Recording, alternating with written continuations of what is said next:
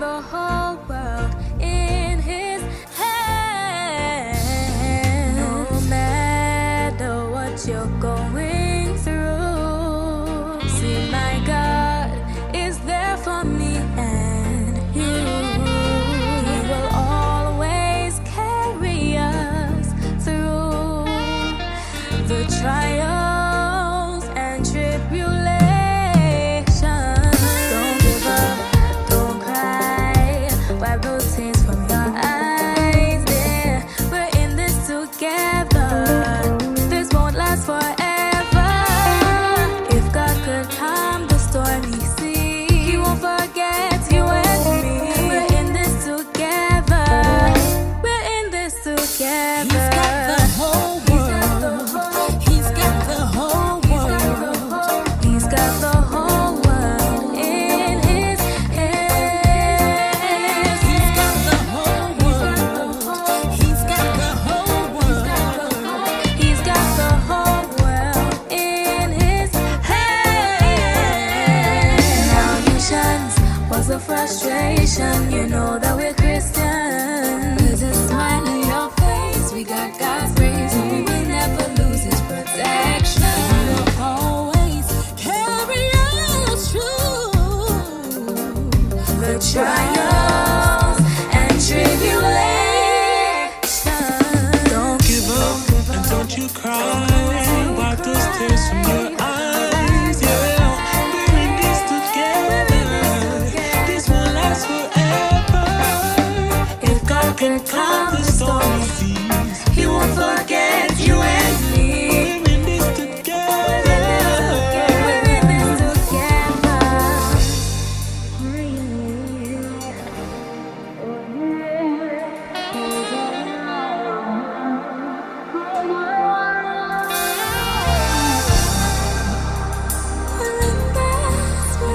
together.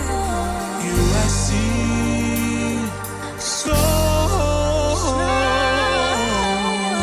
Don't give up, don't cry, wipe those tears from your eyes. Yeah, we're in this together. This won't last forever. If God could calm the stormy sea, He won't forget you and me. We're in this together. Don't cry, wipe those tears from your eyes. We're in this together. This won't last forever. If God could calm the stormy sea, He won't forget you and me. We're in this together. We're in this together. Africa, Grenada, Saint Lucia, Barbados, Trinidad, Guyana, Dominica, St. Martin, Jamaica, St. Vincent, Africa.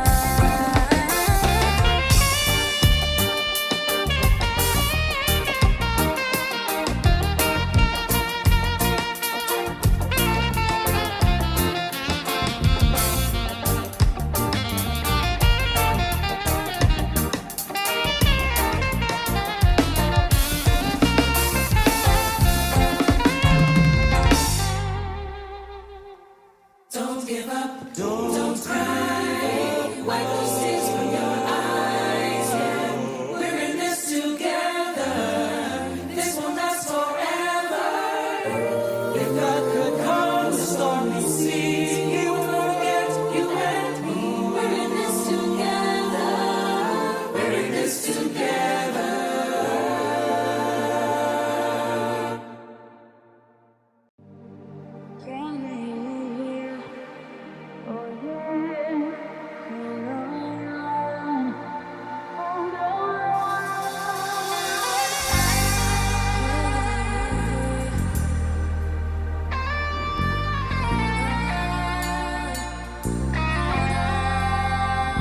He's got the whole world. He's got the whole world. He's got the whole world in his hand. He's got the whole world. He's got the whole world. He's got the whole world.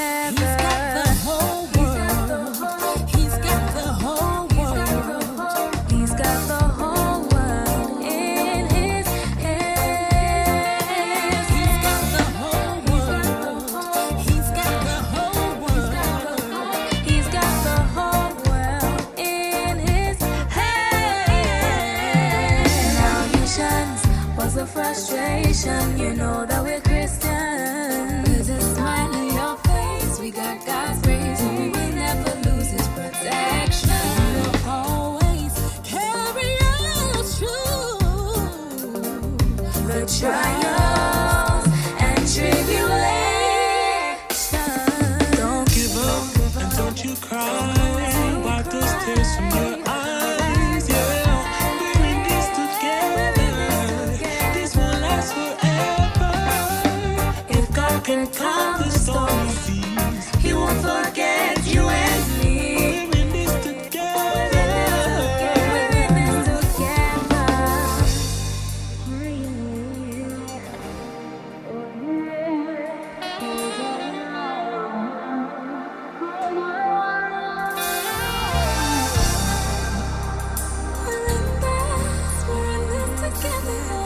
USC,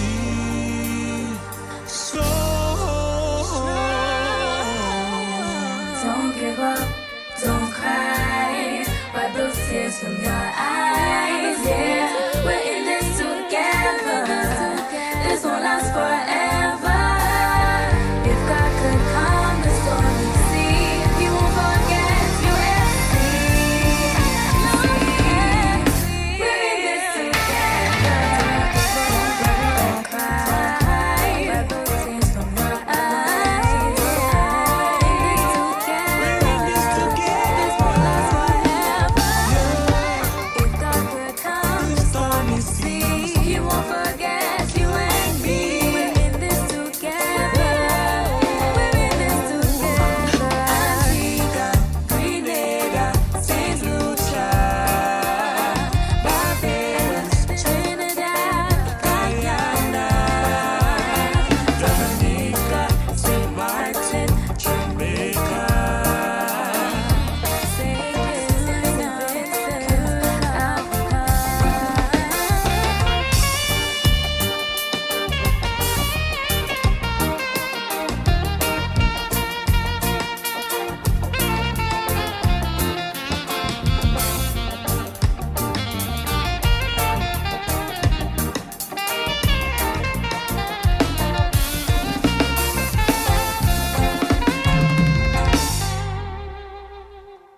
Don't give up, don't cry. Wipe those tears from your eyes. Yeah, we're in this together. This won't last forever. If God could calm the stormy seas, He won't forget you and me. We're in this together. We're in this together.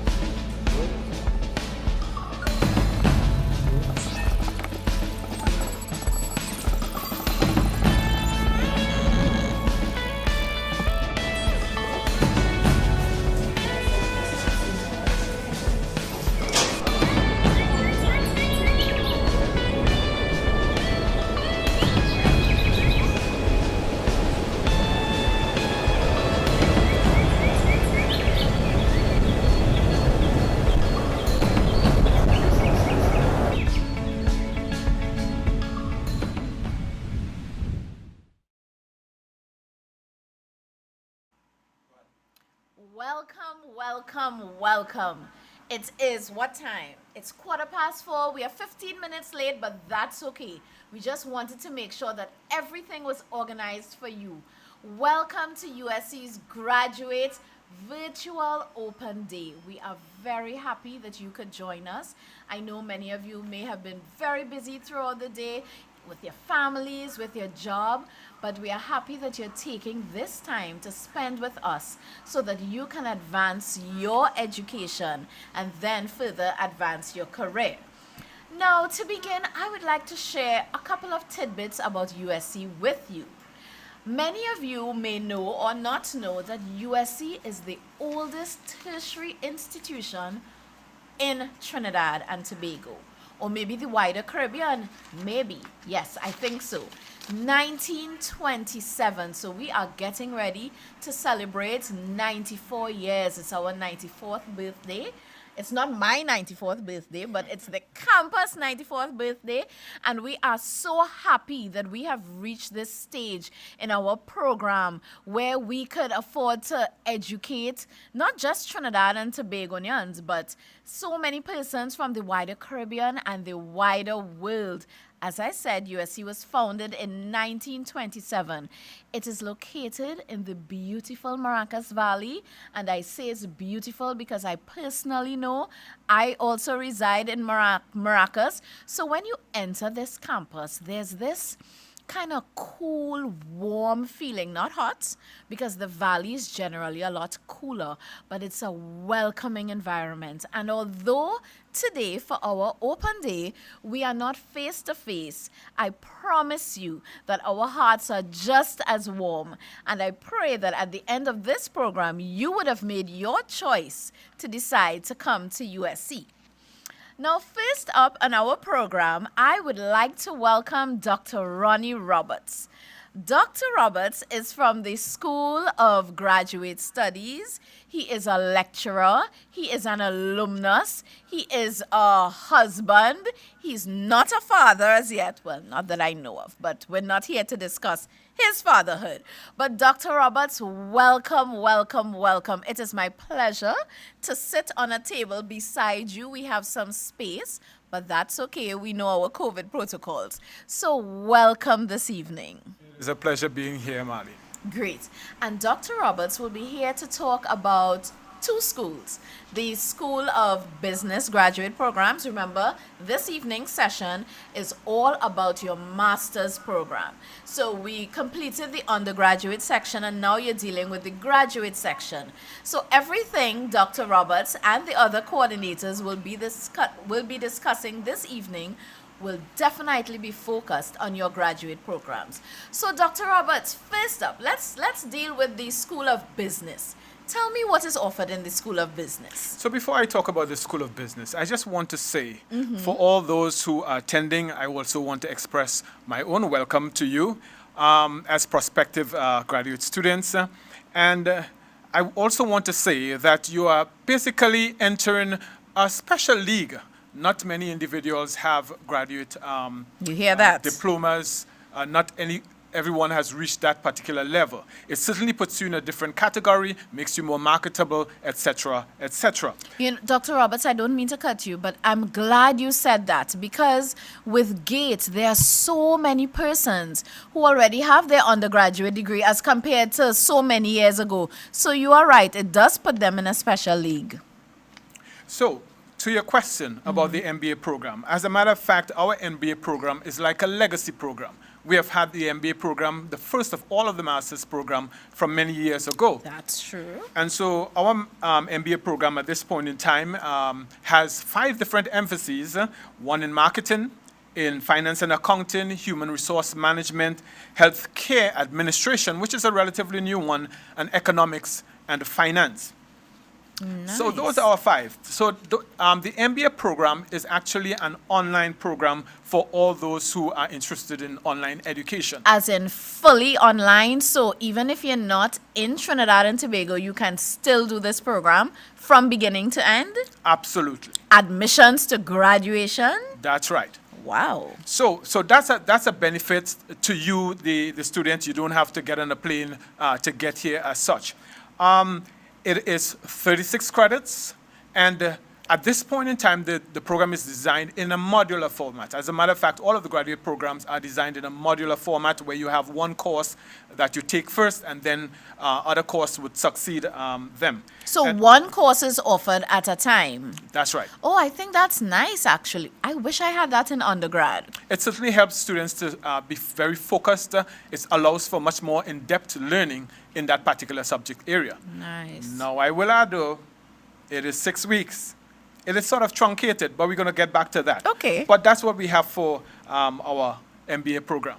Okay, so I heard you mention healthcare administration, and it stuck out to me because I know that this is a time where, I mean, health is probably the most popular word in the world right now. Absolutely. So when you say healthcare administration, I'm thinking business and science is mixing. Is it that these are people like hospital administrators could come and do this program? Well, absolutely. See, the thing Nice. about it is that's the versatility of an MBA. It allows you to function in different domains, and certainly you need hospital administrators, you need healthcare administrators. As a matter of fact, you need even those persons in the political arena to have an MBA, even when you are, how to put it, the minister of health. That would benefit you for sure. Maybe I'll give the Honorable Terrence Dialsing a phone call.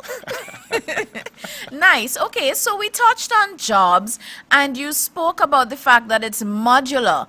And I like that because many times our graduate students are actually working persons. That is correct. So this will probably work to their advantage. So the classes are held when, if it's online?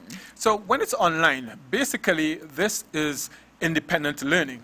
Oh. However, there are occasions in which it is set up in such a way that you at least 3 times you would be meeting with the particular moderator for the course. Okay, sounds good, sounds good.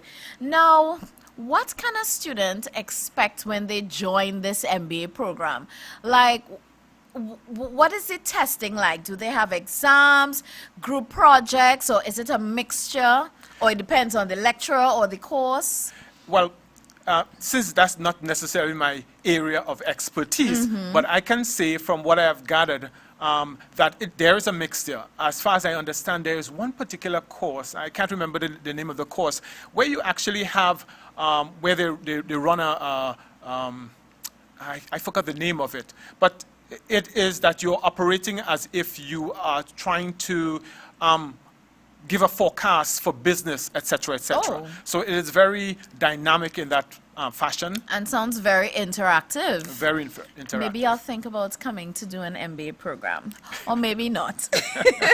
Now, what are the class times? Because you said some of them, the classes may be live where you meet with your lecturer, but those times where you have to meet with your lecturer, what times would the classes be? Because I'm sure we have some working persons out there who are still a bit concerned as would I need to take time out from work?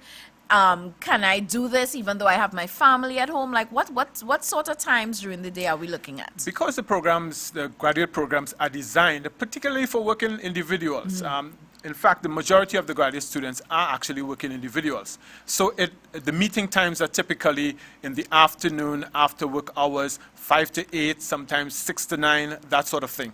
And to a large degree, the particular lecturer has a certain level of flexibility, and so that it can be negotiated when he or she meets with the particular students in a particular course. Okay, great. Now, I just want to remind you that at the end of our entire session, you will have an opportunity to ask all of your questions, and we have able-bodied coordinators and lecturers and USC workers who are standing by to assist you in responding to your questions.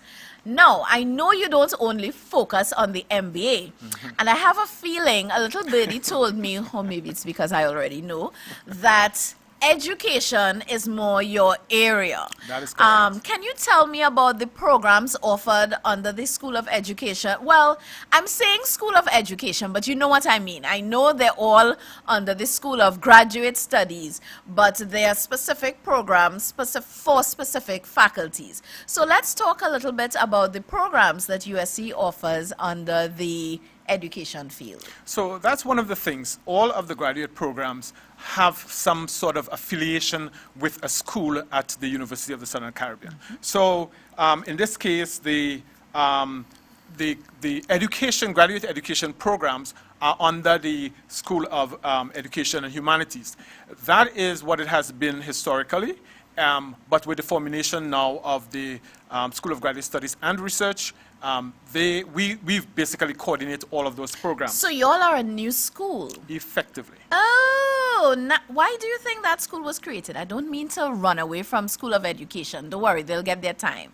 But why do you think that school was created? So we want to ensure that all of the students have more or less the same, similar kinds of graduate experiences. And then we want to make sure that they have, we have all our programs streamlined. Okay. There are also some other things that we want to ensure that students get access to, and that not that some programs, some students have this that benefits them and others don't. And so that's basically what we are trying to do, equalize the field in terms of the experiences that graduate students will have. I think it's nice for our graduate students to have a home, if we want to call it that. I mean, your school is your home, right? Your dean is like your mother, your father, and your lecturers are the aunts and the uncles. I think it's nice for them to have a home. Many times, graduate students, they're so caught up in their own life, their jobs, their family, that they don't really have much time when they come on the campus, let's say for face-to-face programs. So I think it's nice that we have a home for them that would take special care of them, because your school focuses on graduate programs alone. Yes. So they don't have to battle for attention like a middle child, you know, battling for the attention with the undergrad students. They have a home. I really like that idea. Okay, let's go back finally now to the School of Education and Humanities, the programs that kind of fall under their purview. So there are actually 4 programs, and one program is the Graduate Diploma in Education. Now that is 21 credits, and it is particularly targeted for teachers who want to be school leaders in a secondary school environment. So that particular program is very targeted. Okay. And I will say, historically, it has been supported by the government, even outside of GATE as such. What do you mean supported? As in the government would sometimes pay for the students, for their teachers to come and do the program? That's right. There's a certain level of certification that goes on where that is concerned, which we have no control over. Okay. The government would effectively, the Ministry of Education would effectively make their own choices. Okay, okay. They want to upgrade their teachers. I like that idea. Absolutely. And so the other one, all of the other 3 programs that I'm going to mention are 36 credit courses. So you have the MA in Educational Administration and Leadership. Again, that is school-oriented. And of course, it would allow for an individual to be a school leader, principal, superintendent of schools from, from elementary to high school as such. That is 36 credits. The other, and by the way, that is online. So let me not forget that one. That is another fully online. So folks, if you do not have the time to run up here through the traffic to get to class, let's say you're tired working, remember these programs are specially tailored for you so that you can stay in the comfort of your home, rock back, not too relaxed, because I mean you still have to focus. But I love that. I really do, because long ago it was about coming to class and you have to deal with the traffic. So I really like that you're saying, so it's the MBA fully online, Ed Admin is fully online, but DipEd is not fully online? DipEd is not fully online. But it's running fully online now because of COVID. All of the programs are running, graduate programs are running fully online because of COVID. I will say that there are at least 2 programs in the pipeline that will be online sometime in the near future. Okay, all right? okay, nice. Let me say something too about the MA in Educational Administration and Leadership. Most of the individuals that come into that program are already school leaders or actually school, head teachers, school principals, etc. Working in the education system. And again, as you mentioned previously, these are individuals who come from different places, not just in Trinidad and Tobago, other school systems, etc. So it allows for that level of flexibility. And one thing I know about in the school context, their work is never ending. So this flexibility is really beneficial to Yeah, them. because sometimes I feel my work is never ending. I do work at a school. So then we have the MA in Educational Psychology. Now, the MA in Educational Psychology is also another legacy program that we had with Andrews University, and then now we have our own accreditation Nice. through the ACTT. And there are 3 emphases in the MA in the Ed Psych program, which is school/guidance counseling emphasis, then we have special ed emphasis, and then we have a psychoeducational assessment emphasis. So, as you mentioned those emphases, can you give me an idea of what is the difference besides the name in those programs? Like, what type of career would I be looking at? Would they all be teachers or specialized teachers in an area? If you could just go through with me one by one with the different emphases, what type of career those emphases can focus on? Because I know some persons may be out there, yes, they want to work in a school, they probably want to do psychology, but should I do special ed or school counseling or psycho-educational assessment? Yes. Yeah, can you give us an idea of, if it's running through their mind, what they could probably focus on? So one of the things that had happened in times past, before you actually had these particular emphases, in fact, the entry requirement for the different fields of in the helping profession, so to speak, particularly, of course, these are focused on the schools. All you needed was an undergrad. Now, the demands much better in terms of, greater in terms of the kinds of qualifications that are required. And some of these are very much targeted. So the kinds of experience and knowledge that you gain and the skills that you gain, as a matter of fact, is very focused on particular areas of endeavor when you are through with your studies. So for instance, in the school guidance counseling, that's basically what you would become. There are demand for school guidance counselors, not as much as in previous times, but there's still a particular demand. So those individuals will be specifically guidance and guidance counselors / career development specialists. So that's that area. In terms of special ed, there's a lot of discussion, as a matter of fact, policy that has been established surrounding inclusive education. And so that SPED program is particularly tailored for individuals who would like to become more versed in knowing how to basically train, teach special ed students. And not only in terms of some sort of separate entity, but how they can do that in the context of a particular class, and including them in the quote-unquote general ed class. And then you have your psychoeducational assessment individual. Which sounds like a very big phrase. So It is a big phrase. It is much more involved. The psychoeducational field is pretty broad. Outside of working in the context of the school system, say for instance in Trinidad and Tobago or wherever you're coming from, in our particular context, there are individuals who have private practices after they would have gotten their assessments, where they would have their own private practice, where individuals would come to them to get assessments for special ed. Okay. Well, you gave us a mouthful with education. I mean, you could really never stop learning. So training persons who work in the education field, I think it's so important, especially our high school teachers, because as you said long ago, it was just about getting that first degree and then that was it. So I'm happy that the government took the approach of they want their teachers upgraded, especially for the graduate diploma, and they are also willing to sponsor them.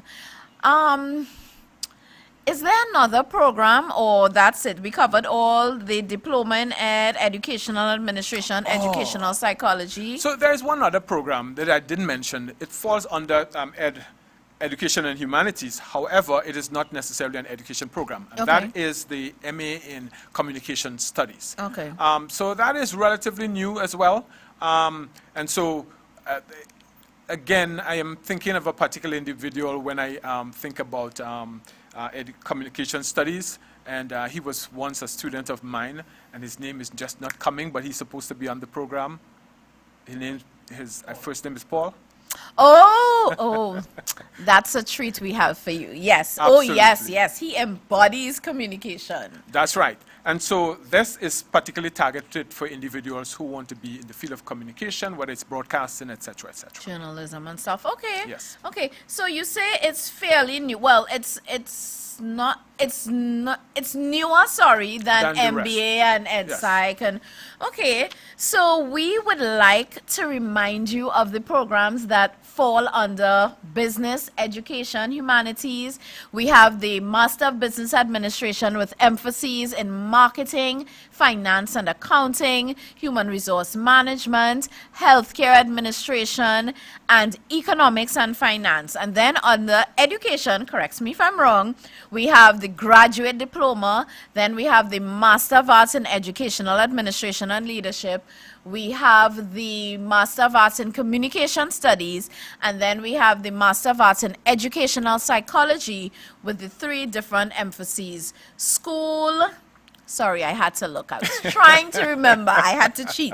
School, special ed, and psycho-educational assessment. Now, we just want to remind you that all our programs are currently being offered online because of COVID. So feel free to still log on, apply, check out our programs, send emails. Do you have an email address for the School of Graduate Studies that we can share with them? Well, currently, I would allow for my email, for them to reach me through my email. That's roberts, R-O, at usc.edu.tt. Okay, so that's ROBERTS, RO at usc.edu.tt. Now, please feel free, send us your questions. Once again, there's a question and answer segment at the end. Log on to our online application, apply for these programs. They are online. Request any additional information that you would need.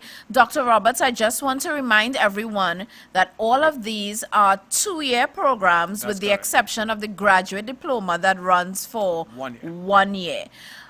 For the graduate diploma, because I know we usually have quite a bit of persons who apply for that program.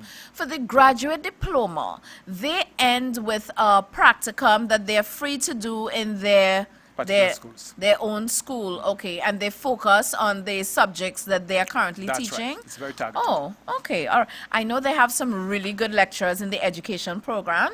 Dr. Roberts is also a lecturer in the education program, so he can really give you that personal response as a teacher who stands in front of these students. Now, before we close off this segment, what is your most memorable experience? I'm putting him on the spot. Teaching these graduate students. Let's look for a good memory. Like what keeps you going when you want to give up and you're tired and you're frustrated, because I know students can be frustrated, whether it's at the undergraduate level or the graduate level.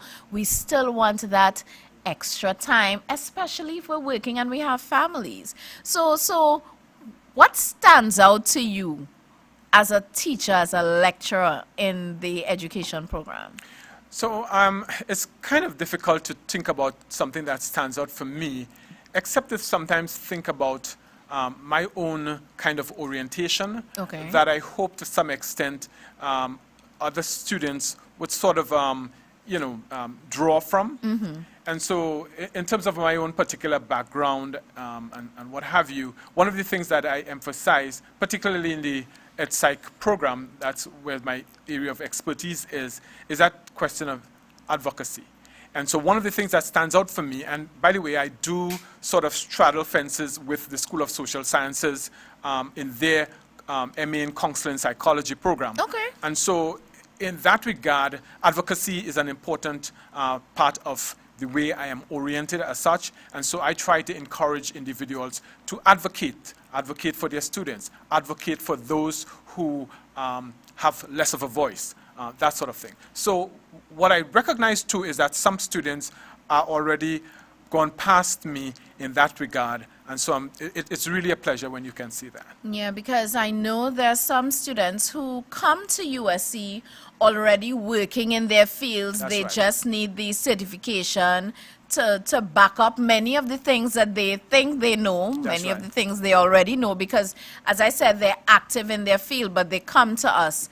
Okay, well, I think that's it for now. We don't have much time, but I think that you've given our listeners a lot to think about, some pretty good ideas of where they should be focusing right now. If you want to do your MBA, if you want to do the education program, or even communication studies, please feel free to give us a call, 662-2241, extension 2204.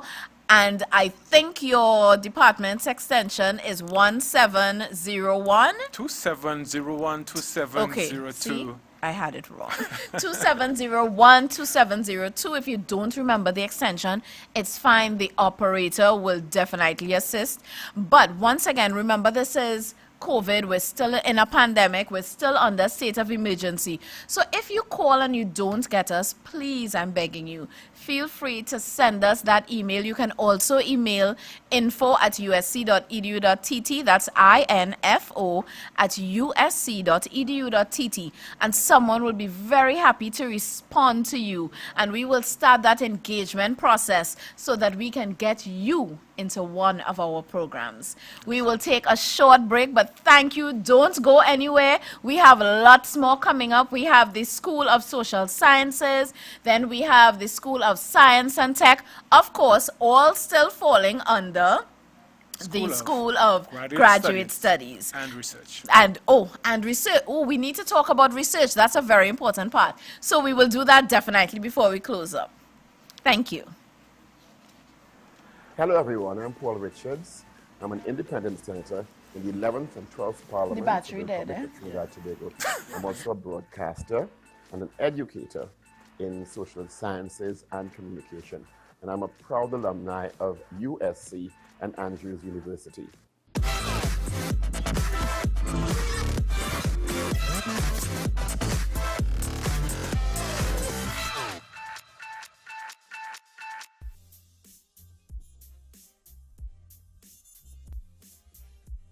My entry into public service, I would like to think, started in my broadcast career, because during my broadcast career, I already developed a passion for persons who would be described as those in vulnerable groups, because they would interface with you through television and radio, call-ins and interviews, and you'd really get a sense of what people were going through in the country. So you use the medium of media to see if you can assist people in very many situations, and in particular children who are guided and inspired by media work. The radio station I worked at the time targeted young people, so it was very important for me to set an example and show ways to inspire them, particularly in the field of getting their education, honing their skills and developing their talents to be the best that they could be.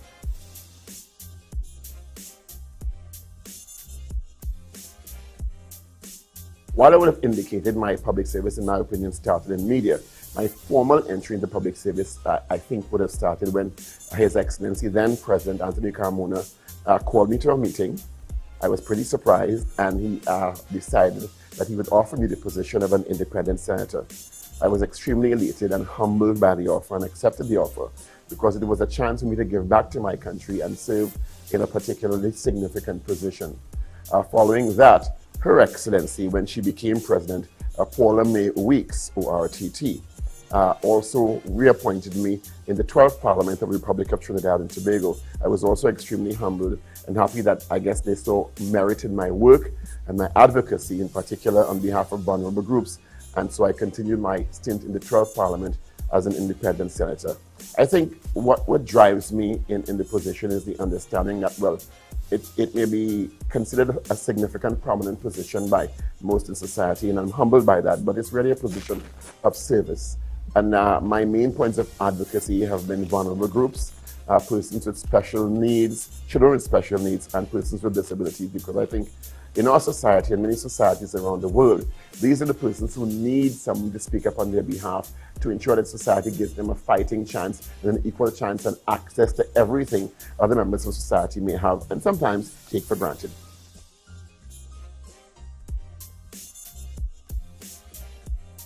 Some of the accomplishments I'm most proud of is advocating on behalf of special needs groups and also being able to be a part of legislation that protects women and children. I was a part of the 11th Parliament where we were able to amend the Marriage Act of Trinidad and Tobago, which I think was extremely important in protecting what had become commonplace underage marriages in the country, which was legal at the time under certain circumstances, but the amendment to the Marriage Act certainly protected young girls from becoming married too early. Also, the amendment to the Domestic Violence Act also is very important because we see what's happening sometimes, unfortunately, in society, and also being able to chair the Joint Select Committee on Social Services and Public Administration, where we are able to look at social issues from the stakeholders' point of view and from the public's point of view in terms of raising issues that have become burning issues on the social front in Trinidad and Tobago. And I think that is very important in terms of involving stakeholder groups, NGOs, and people, ordinary people, in terms of finding out what their challenges are and hopefully finding solutions and making recommendations to solve those issues.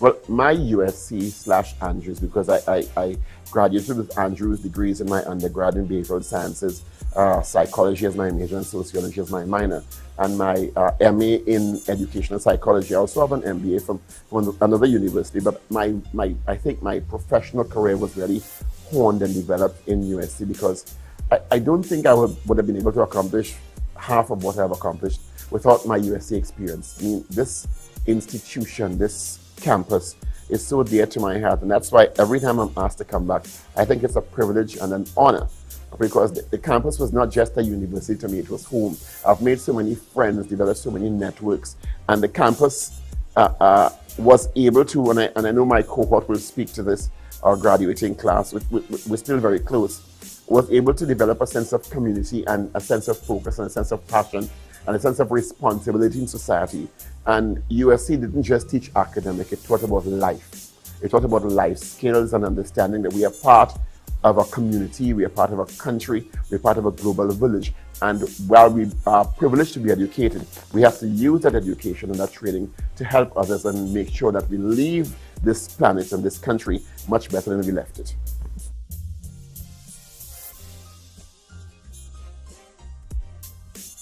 For persons who will be thinking of getting into public service, particularly younger persons, I think we must understand that while there are formal avenues to public service, everyone in their own way is a public servant. Everyone can be a servant because we're all here to serve each other as brothers and sisters. It may sound like a cliche. When you really think about it, formal public service may be the ones you see like myself and my colleagues in the parliament, but everyone in their own way, in their own small ways, in their families, in their communities, in their neighborhoods, in their schools, in their universities, in their classrooms, can perform some type of public service. It may be an act of kindness. It may be getting your group together to make a difference in your community. But I think what you have to do is find like-minded persons and really sit down and think about what you want to do, the issue that's facing you, and how you think you want to approach solving it. And then dedicate some time and effort to doing that. And it may not seem successful to you at the start, but you never know the lives you're changing and the people you're impacting on a daily basis. I'm Paul Richards, and I am USC Strong.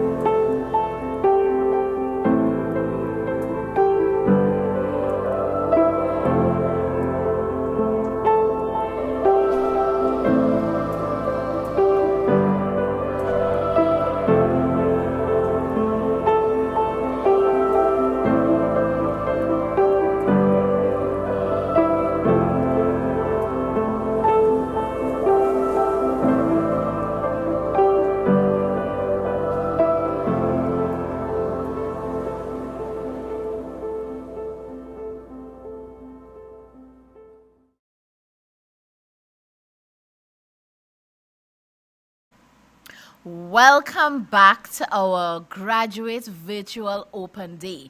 Now, you heard from me. I'm sure that you can see a gentleman sitting to the left of me. He is Mr. Lyndon Simmons, and he's smiling so sheepishly. However, I know Lyndon, and no, don't be fooled. But Lyndon, welcome. I am so happy. Lyndon is a very good friend. He is a co-worker. He is a former classmate, but we will speak more about that to the end. But I would like to welcome Lyndon. Thank you so very much. How are you doing? I'm great, actually. I right now I'm in my element, being able to disseminate information for the prospective students. Looking forward for September, even though it will not be, face-to-face just yet because of the pandemic. I'm excited to have those students come to be part of the USC family, So, yeah. Let me give you a secret about Lyndon. When it comes to USC promotion and programs that we offer and getting students, this is what Lyndon does. He is always so passionate about promoting both the undergraduate and graduate, even though I feel his heart really belongs to the undergraduate, but I'll just leave it as that. But Lyndon, he goes out into the public. You will see him at college fairs, and every time you see him stand up to speak about this university, he always does such an amazing job, and it's because he's so engaging. I always tell people, I feel like Lyndon is my other half. We have very similar bubbly personalities, so it's really a pleasure to be sitting across from you. Of course, we're keeping our 6 feet Yes, distance. yes. Great. So Lyndon, what are we going to do next? All right, so, we're just going to share some tips, with our prospective students. Some things that you may always hear, tips that you as a graduate student, you will want to be mindful of. So we just want to give you just a couple of them, right? And I'll start. There's usually a saying. See, I tell you, he's assertive. He will start. Not ladies will go first. He will start. Go ahead, Lyndon. So, there's a saying by Thomas Edison. I have not failed. I've just found 10,000 ways that it won't work. Imagine that. What are your thoughts on that, Marlene? Well, this is how I see it. I remember so I'm a graduate of this institution, both undergrad and master's. Right, yes. And, there are many times that you're faced with, even from the beginning, from admissions or during your program, you try to do something and you fail. Yeah. And then you have to find another way and another way and another way. And sometimes it just feels like nothing is going in my favor. Yeah. Thomas Edison says, I have not failed. And that's such a good reminder, because many times we may feel like there's one way to do something. Yes. And what does he say?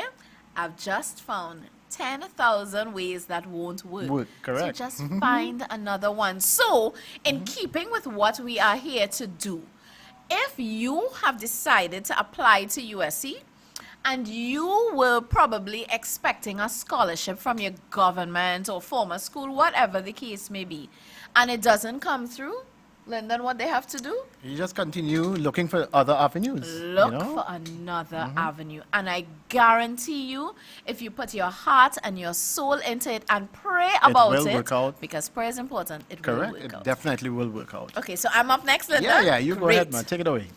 Some people dream of great accomplishments, while others stay awake and do them. We don't have the author of this. It's anonymous. That's me. That's you. That's me. This is exactly me.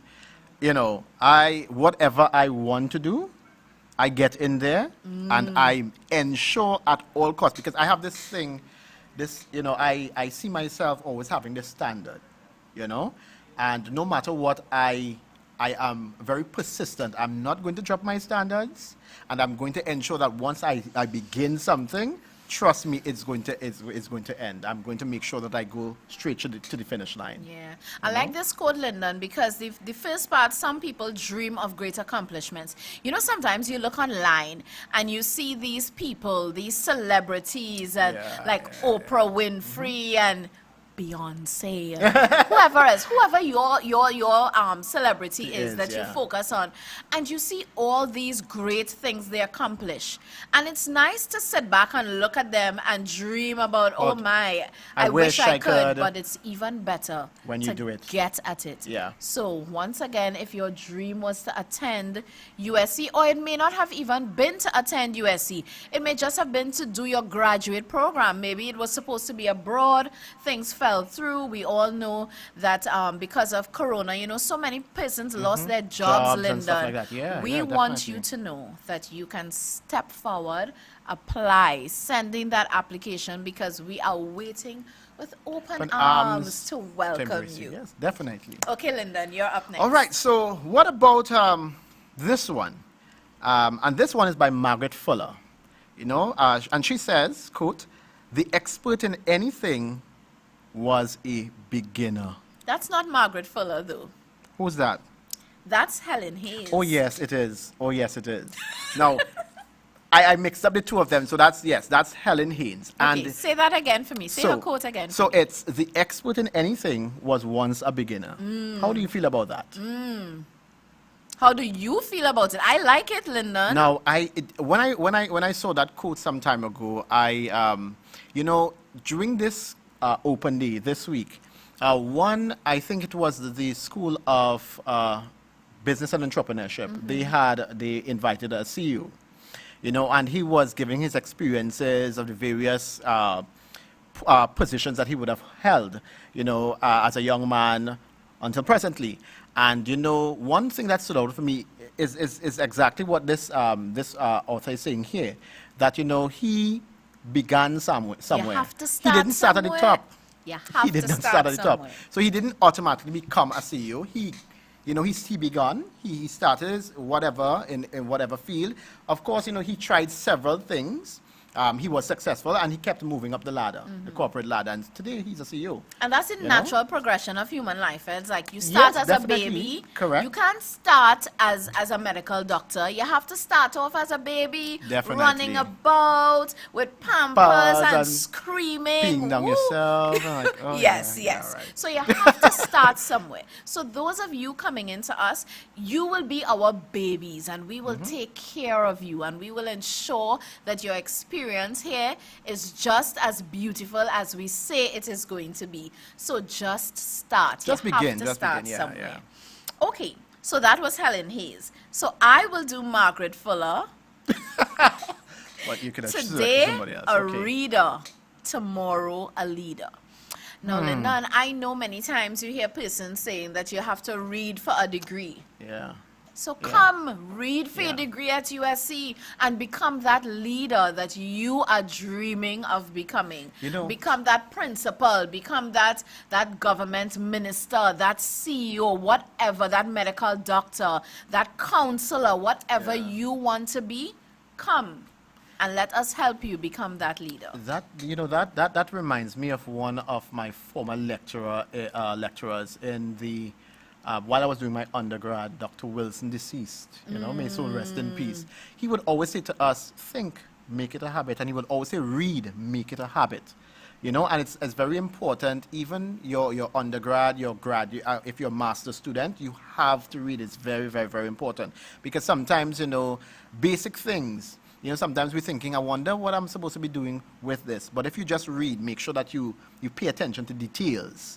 That will help you a long way, especially at the graduate level. Yeah, it definitely will. And even if you want to play, well, I have to say it in Trinidad terms, you know, you're playing that you're just not reading at undergraduate level. The reality is you can't make that joke and reach the graduate level and think that you will succeed, think that you will be successful in your classes if you don't pick up your books and read. Yeah. So if you want to be diligent and focused, come here at USC and we will assist you in obtaining your graduate program. That's right. Lyndon, you take the last one. You started, right. and seeing as I'm so kind, I will allow you No, well, to end. see that I started, I'll be a ladies and gentleman and let you end.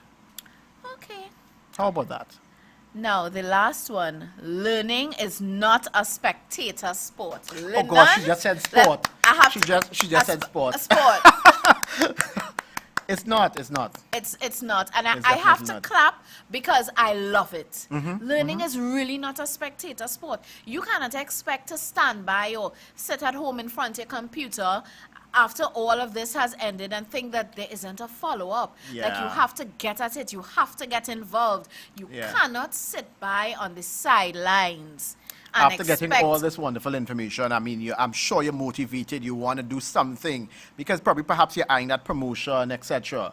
I mean, you can't just sit like you sit in the stands and be cheering. You need to get up get up. and do what you need to do, Yeah, and yeah. that is to apply to USC to do your graduate program. Yeah, and once again, to apply, log on to our website,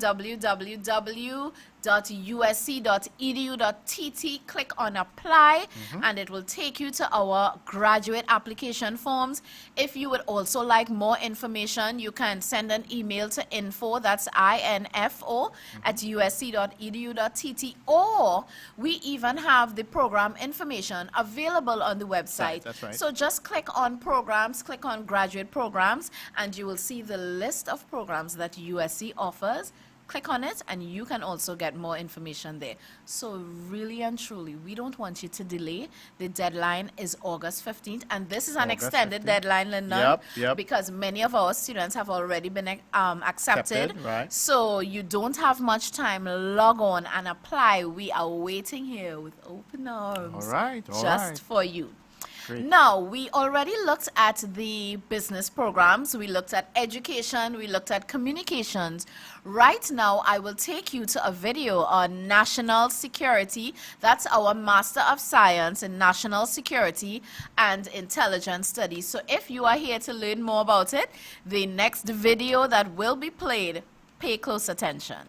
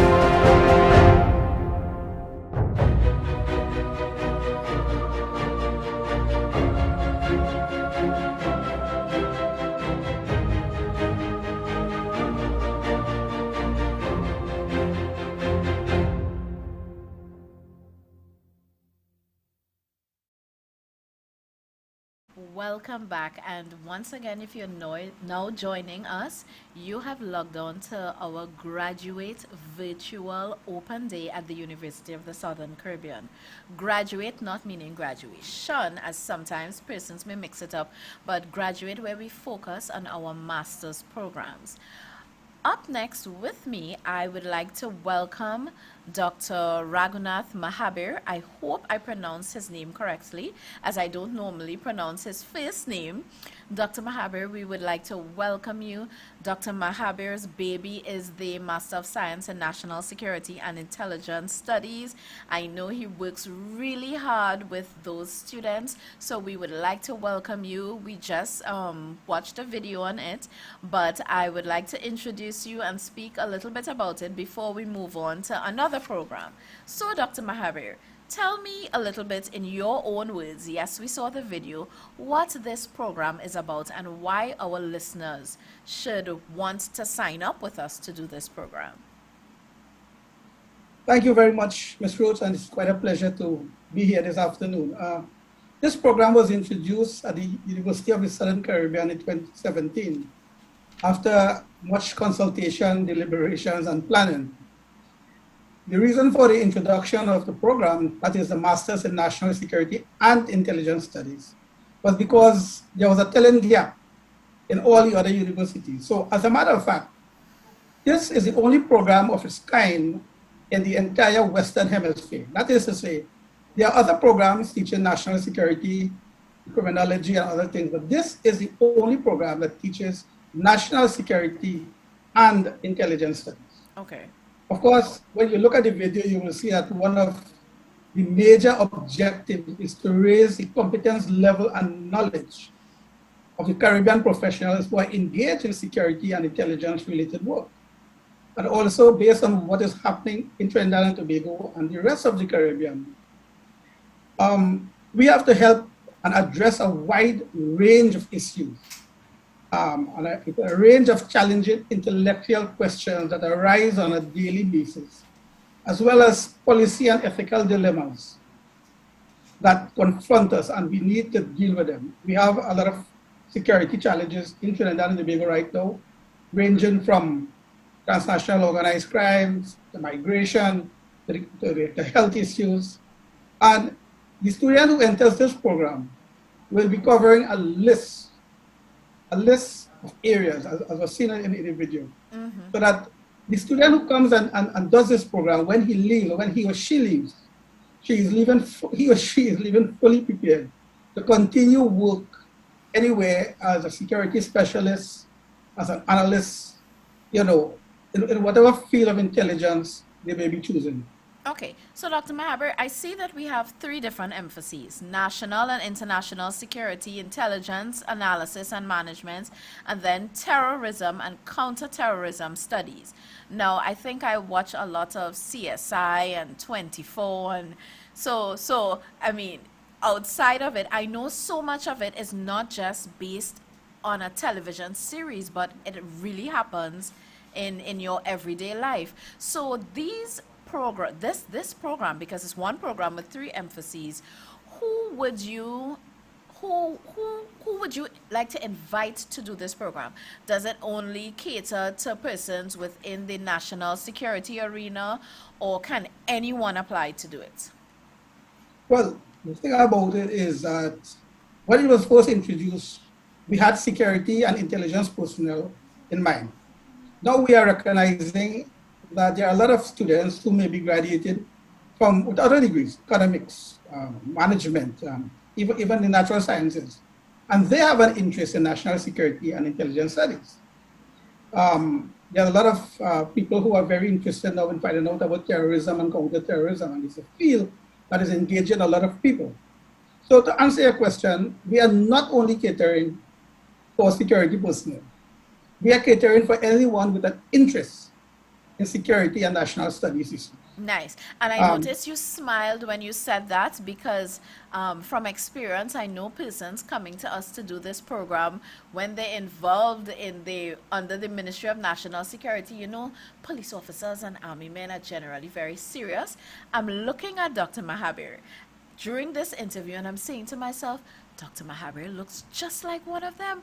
But Dr. Mahabir is the most down-to-earth, smiling, happy, jolly person that you would probably meet on this campus. So I'm glad you smiled when you said it's not just for persons in security.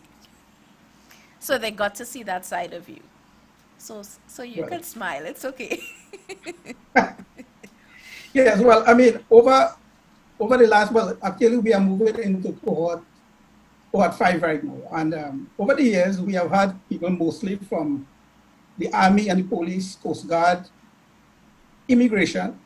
And we have also had some civilians in the program. And overall, because of the way we teach the program, nobody leaves empty, or nobody leaves, without being fully equipped to do what they came out to do in the first place. Which is important because it's a graduate program. It's not a high school diploma, it's a master's degree. So we want to ensure that when persons come to us expecting this level of education, that when they leave here, they received what they came for.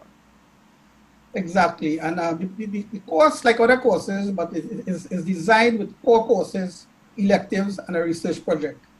There are also seminars. There's a foreign language aspect to it as well. So it is an all-rounded education. Also, what we have, like with the specialized seminars, we get people of interest, so to speak, in different areas, and we have them lecture. Bring in guest lecturers, and they participate very strongly in our program. I myself had the opportunity to spend 6 weeks in the United States on a program of study, called it SUSI, SUSI, study of U.S. institutes, where we would have met, I would have been in the company of 18 other persons, where we would have studied the U.S. security institutes, and where we would have studied these different security systems in the world, so that I myself come with a background, in security, but there are other strong lecturers or teachers, if you want, in the areas of intelligence and terrorism in this program. And this is what makes it unique as well. We have people who have been practitioners. So who, when they teach, they know what they're talking about. Yes. Exactly. So we have practitioners / academics. Okay. In this program. So I know that generally to enter a graduate program, you must have an undergraduate degree, and there may be other specific prerequisite courses. But I also know that this program is offered with a difference, because persons who have worked their way up in that field may not generally have an undergraduate degree, but they would have done numerous courses throughout the years, throughout their background. So what can you say to those persons who don't have the first degree, but they're still looking towards getting qualified and doing the Master of Science in National Security? Would they be accepted? Right. Would they not be accepted? Well, there is provision. There is provision to accept what we call non-standard applicants who do not satisfy the standard academic criteria, but such applicants must produce evidence of relevant and equivalent experience and their suitability for the course. Okay. I mean, we expect people to reach a certain level of education. And that's the reason to why we have an interview before we accept people. So persons who have been in the system long, like senior officers, senior army personnel and so forth, and who would have not completed a degree, but maybe a diploma, maybe other certificates, yes, you can apply and we will be considering you, because this is how the world is moving in. And following the lead from the University of Cambridge, we do accept non-standard applicants, but based on our criteria. Okay. Which is to say the interview and at least a diploma and several years of experience. Okay. So I know many of you may be sitting right now, you may be already working in the Ministry of National Security, or as Dr. Mahabir said, you are not necessarily working in that field, but you would like to get into that field.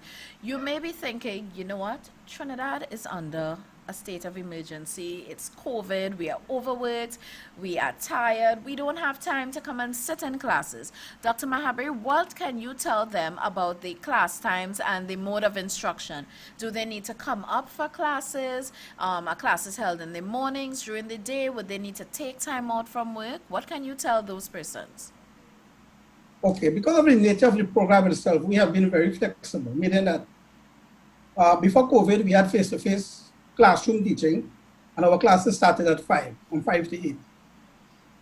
During COVID, we have been teaching via Zoom, remotely, online. And so far, we have been able to cater for all our students. Where there are difficulties, sometimes we even have classes during the weekend.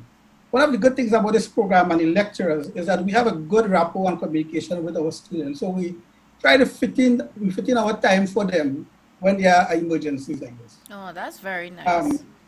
Because we are dealing with adults here, we are dealing with working personnel. So that sometimes you find, although we may have a 3-hour class, and we may not normally have a class on a weekend. Sometimes some students may say, so, but let us do 2 classes over the weekend or so. And, we use our time and we spend it with our students, because the main goal, of course, is to have our students achieve what they set out to achieve, what they came in the university to do. And it is one of the rules, the unwritten rules of USC is to give our students the best. Yeah. And that is what we do. And I can speak from experience that the lecturers here really go the extra mile, not because you have a family situation or something pops up at work that you have to handle. If you can't make it to a class session, they will make up time with you to ensure that you're not shortchanged. So know that when you step into this institution, you are meeting lecturers who really genuinely care about your education and want to see you succeed.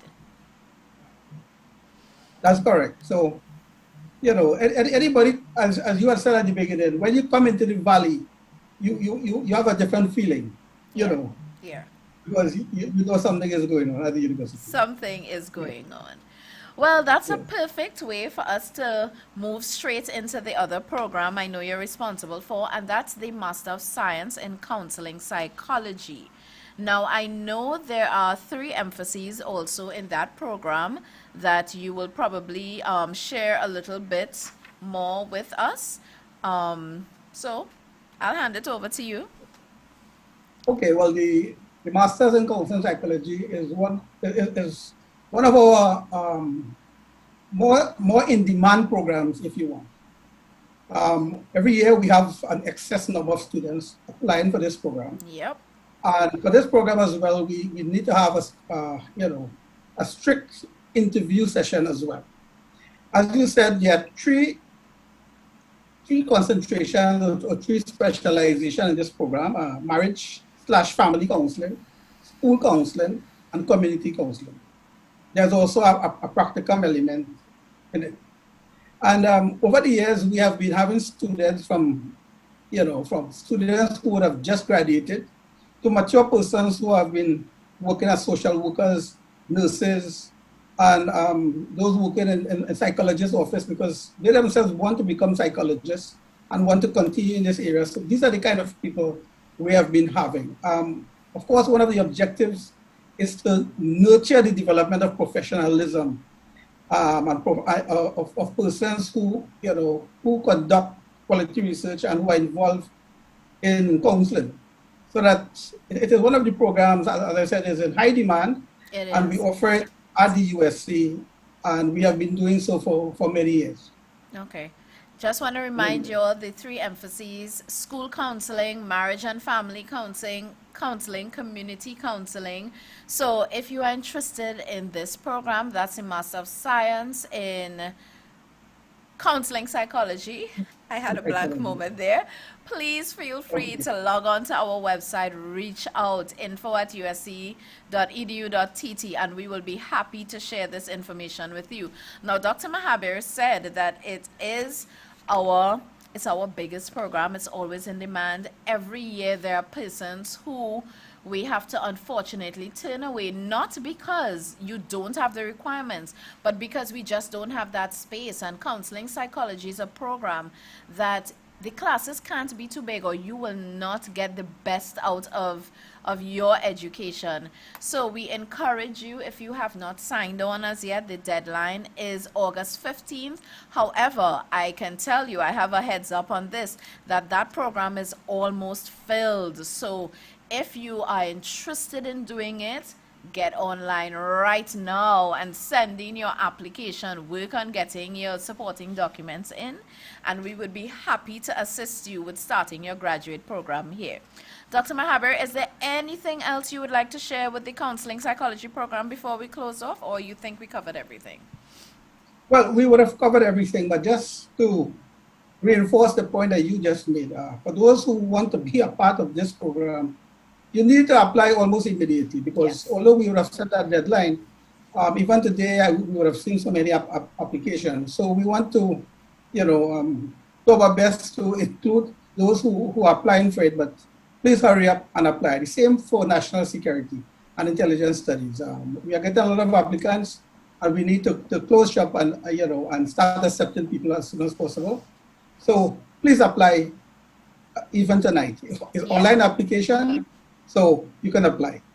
That's it. That's it, Mr. Rhodes. Yes. Thank you so much for joining us, Dr. Mahaber. It's a pleasure. If you notice, Dr. Mahaber is closing with a smile on his face. I told you, he's probably the one person you will see on this campus always smiling. Everybody is smiling, but Dr. Mahaber, very down to earth, and I know his students really appreciate the work that he does, especially in the national security program. So once again, for those of you now joining us, and those of you who have been with us since 4:15, I thank you for taking the time out. We are not finished. Do not go anywhere. What do they say? Don't turn your dial. Well, it's not a television station, but don't come off of YouTube or Facebook or whatever social media platform you've joined us on. I will take you now to an icebreaker.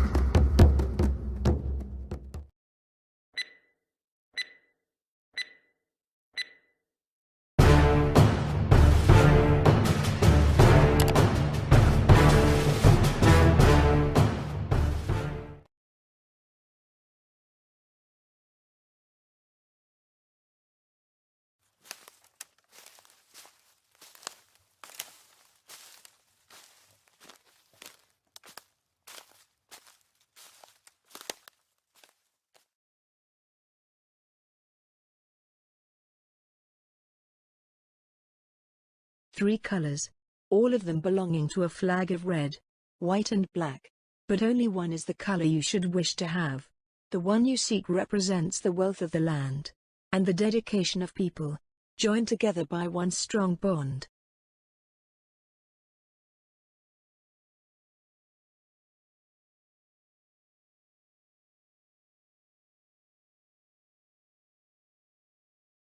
Choose an answer. A red, B white, C black.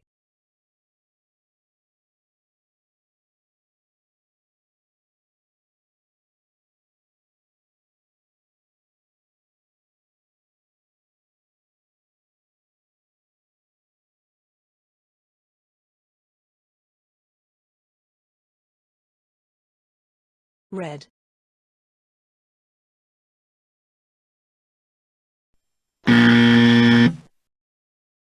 White.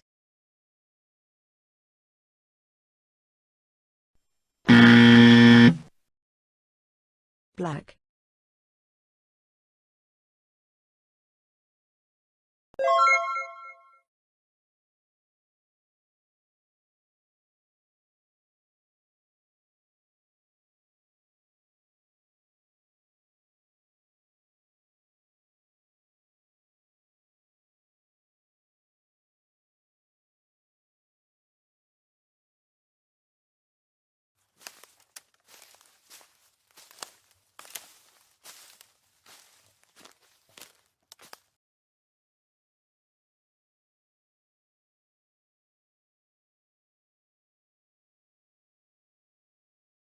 The National School of USCian has a bold, a beautiful motto. Locate the right one on the walls and correctly follow.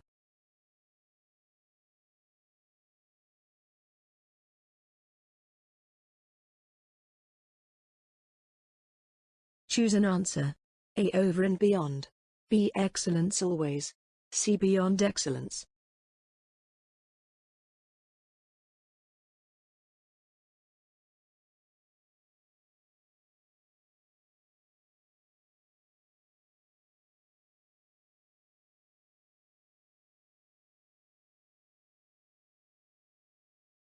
Over and beyond.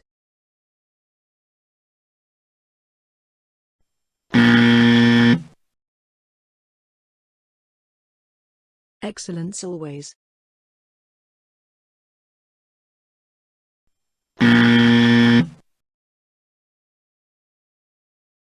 Beyond excellence.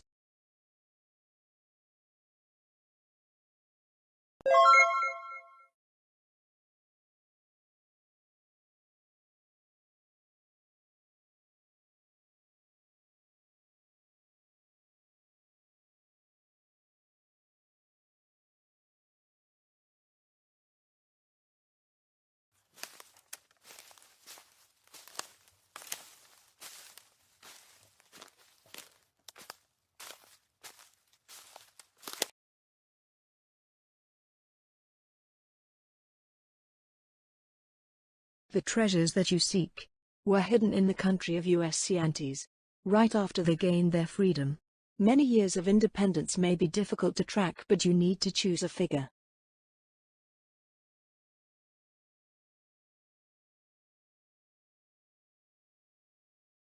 A. 59 years of independence. B. 58 years of independence. C. 62 years of independence.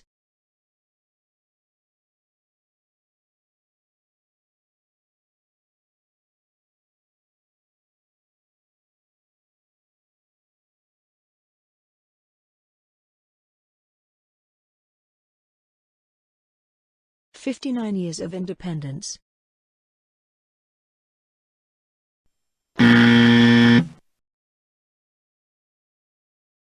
"62 years of independence."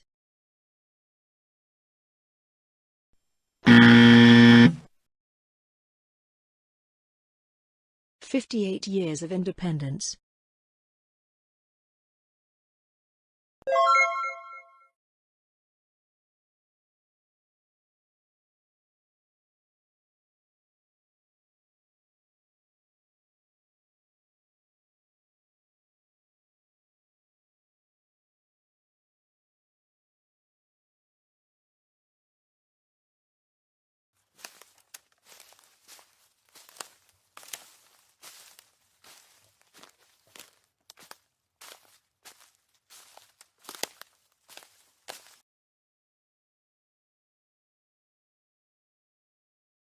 The team that prepared this game has a wonderful name. Not remembering it would be a shame. Locate it on the walls and you will find your fame. And finally be able to complete this maze.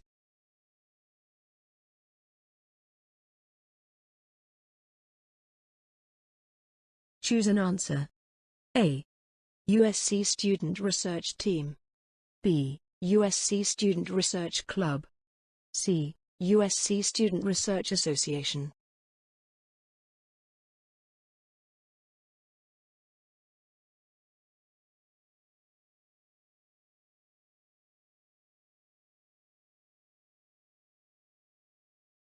USC Student Research Team.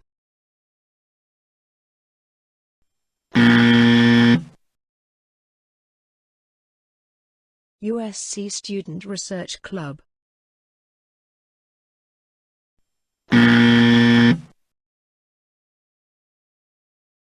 USC Student Research Association.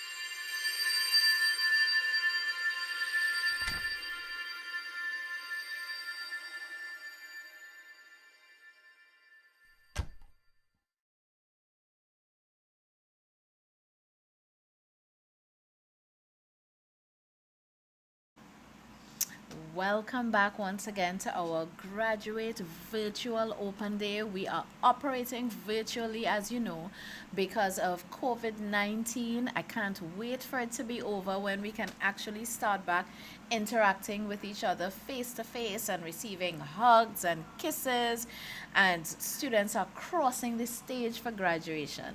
So this is why we are actually hosting our open day virtually, because of COVID-19. Nevertheless, we don't want you to be shortchanged. We want that when you've made that decision to come to USC, you are well informed and you know what to expect, and you hold us accountable for everything that we would have said here today. Now, those of you who took part in our icebreaker, congratulations if you received all correctly. I am really never good at icebreakers and answering questions. Icebreakers are generally multiple choice. I'm a true and false girl. So I'm seeing some persons online. I'm seeing Crystal Marie, Anissa Paul, Mark, Charmaine Daniel. Some of these names I'm very familiar with. So I know some of you have already been accepted into your graduate program. So it's nice of you to join us today, and we cannot wait to start classes with you in September. Now, next up, I would like to introduce you to a very special lady. Her name is Dr. Raquel Martinez. And Raquel, let me not call her Raquel. Let me call her Dr. Martinez. She worked hard for that degree, so I will respect it. Dr. Martinez is a licensed occupational therapist, and she currently serves as the director of our occupational therapy program, the Master of Science in Occupational Therapy.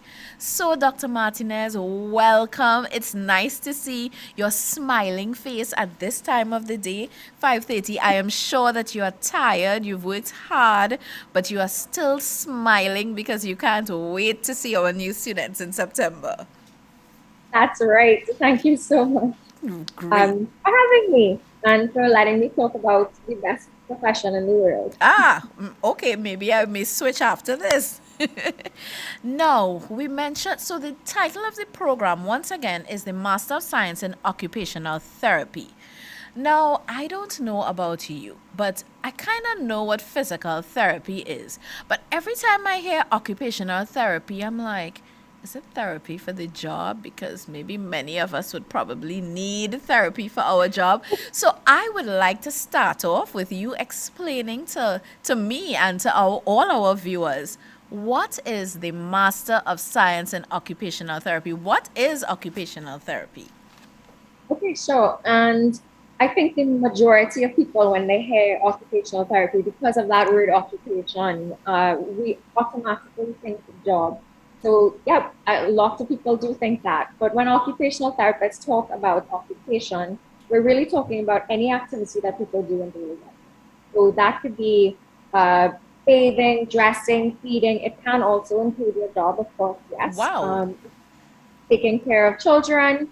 For a child, their occupation is playing. So what occupational therapists do is use occupation, to use activities therapeutically to help people who have suffered injury or disability to be able to get along in their daily lives.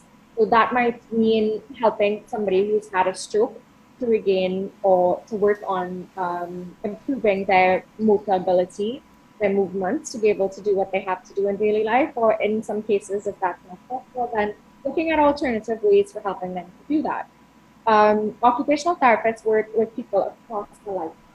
So we can work with children, and we can work with the elderly, and we can work with adults in between. So for a child, I personally am a pediatric occupational therapist, and I work a lot with children who have disabilities. So children who have autism or Down syndrome or cerebral palsy, and helping them to be able to do things that might be a little bit difficult for them, whether that is movement-based for the person, for example, with cerebral palsy, or whether that's paying attention in the classroom, getting along with other people, or being able to do things that children learn to do, such as taking care of themselves, dressing, eating, etc. Would you say then that maybe physical therapy and occupational therapy may overlap, but occupational therapy is probably a lot broader? Occupational therapy and physical therapy. So with OT, we don't really focus on those kind of physical aspects of it. And I know some physical therapists might like to disagree with that, but occupational therapy does really focus a lot more on use of occupation. So, for example, we might use anything that the person does. So getting somebody back to work, we might use what they actually do in their work to be able to improve their performance. With physical therapy, and I know this is a topic of contention, but it's not only like exercise based as you would find in physical therapy. We also do work in other areas such as mental health and like cognitive rehabilitation, which is not as often included in PT. Okay, got it. So if someone is listening in right now, and so far with all the information you've given, they're probably saying, maybe this is something I would like to do. What is their next step? Okay, so the next step is if you want to be an OT and if you want to study at the only master's program, the only OT program in the English-speaking Caribbean, then that would mean... I think we need to pause for effect. It's the only Master of Science occupational therapy program in the English-speaking Caribbean. I wish I had a recording there with chairs so patients could scream. That's actually very impressive. It is. Yeah, it really is. And it's one of the things that has really, improved the amount of occupational therapists in Trinidad. We were so few before, and now the master's program has allowed us to expand and allowed us then to help so many more clients in the country and hopefully within the region eventually. So if you are interested in becoming an occupational therapist, then the steps are to look at what you need to become the occupational therapist, so what you need to apply to our program. And the OT program is 2.5 years. It is a full-time degree, but we are moving to blended administration. So a lot of the classes you take will be evening, but warning, it is very intense, so we still do need the number of hours that are usually required for the. So even if you do have part-time employment, it would require a lot of work to be able to get through this program. We accept any bachelor's degree. It can be in any area of study, but we do have prerequisite courses. So there are 6 of them. It includes things like anatomy and physiology. We have statistics in there, medical terminology, stuff like that. There are 6 prerequisites. On the bright side, all of them are offered at USC. Oh, great. And with all those prerequisite courses at USC, and then get into the master's program. Right? We also, one of the most important parts of our program is to make sure that people really, really want to be an occupational therapist. We do require volunteer hours or observation hours in OT. So that means you would shadow a therapist in their clinic for 40 hours and then submit those hours to be able to get in. So you know for sure that you love this profession and this is what you really, really want to do. Okay, so what would you say are some of the benefits of doing this program actually at USC? So some of the really good things about this program is that it was specifically designed for our content. So it does have a lot community-based like projects and classes in it that really tie the students together with the community, really open up their eyes to how much potential there is for impacting their population. So, for example, we do have placements in sites that have OTs right now, and like the students come up with projects and work with individuals in those sites to develop a program that can help them and really find how they could improve the lives of those people, our potential clients. The other thing that students really, really love about our program is that it is small. And we do have a small number of students, which lets us have a really individual One-on-one, relationship. yes. Yeah, a really individualized relationship, really support our students through. It is a very intense program, and a lot of times students do like having the option of talking to their instructors a little bit more in detail outside the classroom. Okay, I heard you mention that it's a full-time program, so it therefore means that persons generally need to devote their day to being enrolled in the program and ensuring that they attend classes.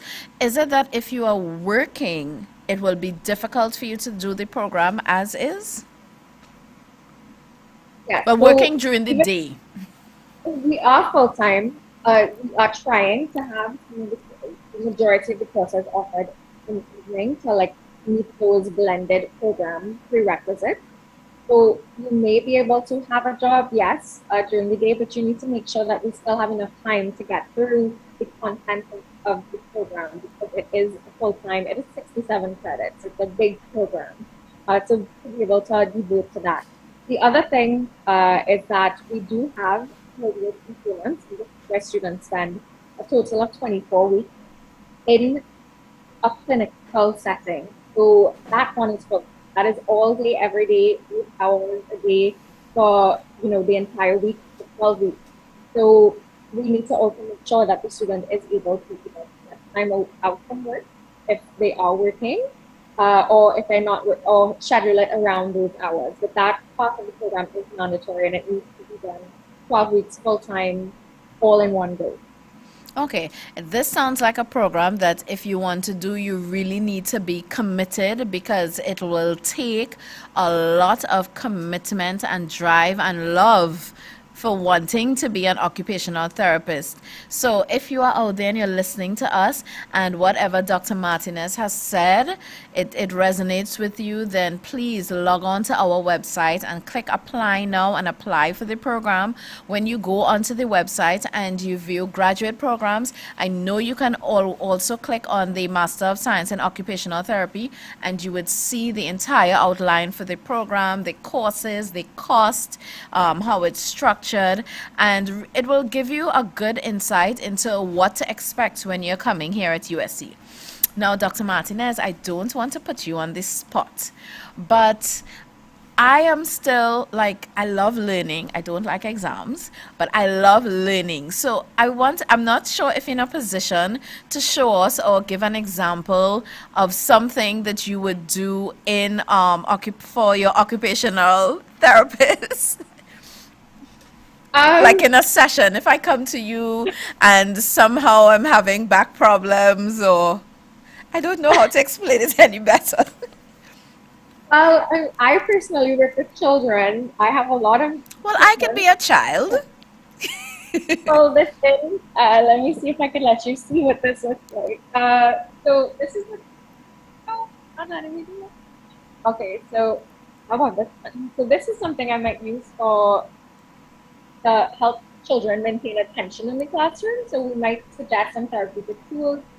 It's called a wobble cushion. We might have kids sit on it. So fidgeters, so help them improve their attention a little bit more. I know some adults who may probably need that. Just sit on it. Yeah, me too. So there are a lot of different tools that we can use. With children, we do use a lot of toys, so it look like any toy that you have, but the way that we use it is therapeutic. There is specialty equipment, a lot in physical, like adult physical rehabilitation, so things like reaches and grabbers. We don't have any of those there. That's okay. That's okay. I just got excited to see the, what do you call it? A what cushion? Wobble cushion. A wobble cushion. It sounds like something I could use for a game. Nevertheless, Dr. Martinez, thank you so much for joining us once again.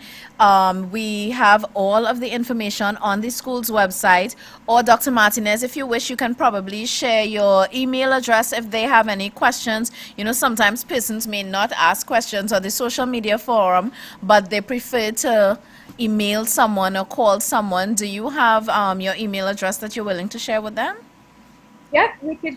I can share mine. I could also share the hot one too. That's occupational.therapy@usc.edu.tt. And my own would be martinez8@usc.edu.tt. Great. And she is always available for emails, so just hit her up and I'm sure she'll be happy to respond.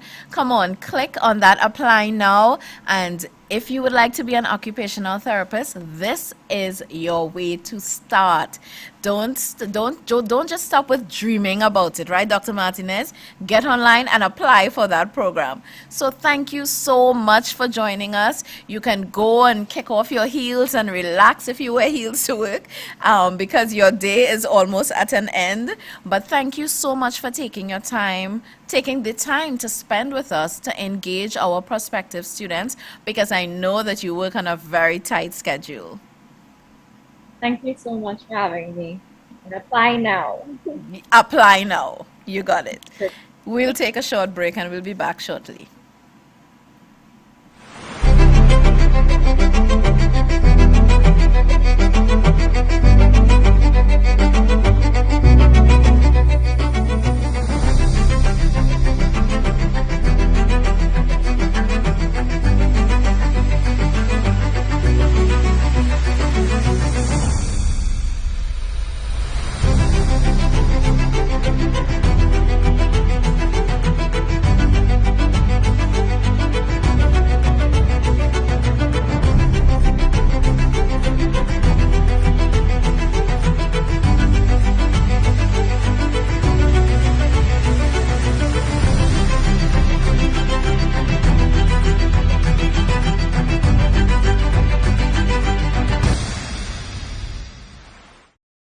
We'll be wrapping up shortly, but do not come off of your social media platform.